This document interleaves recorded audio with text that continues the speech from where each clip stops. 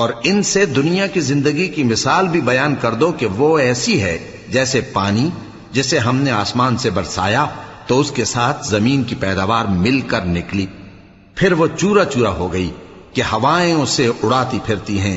اور اللہ تو ہر چیز پر قدرت رکھتا ہے۔ مال اور بیٹے تو دنیا کی زندگی کی رونق و زینت ہیں، اور نیکیاں جو باقی رہنے والی ہیں وہ ثواب کے لحاظ سے تمہارے پروردگار کے ہاں بہت اچھی اور امید کے لحاظ سے بہت بہتر ہیں۔ اور جس دن ہم پہاڑوں کو چلائیں گے اور تم زمین کو صاف میدان دیکھو گے، اور ان لوگوں کو ہم جمع کر لیں گے تو ان میں سے کسی کو بھی نہیں چھوڑیں گے،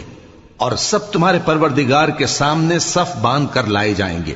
تو ہم ان سے کہیں گے کہ جس طرح ہم نے تم کو پہلی بار پیدا کیا تھا اسی طرح آج تم ہمارے سامنے آئے، لیکن تم نے تو یہ خیال کر رکھا تھا کہ ہم نے تمہارے لیے قیامت کا کوئی وقت مقرر ہی نہیں کیا۔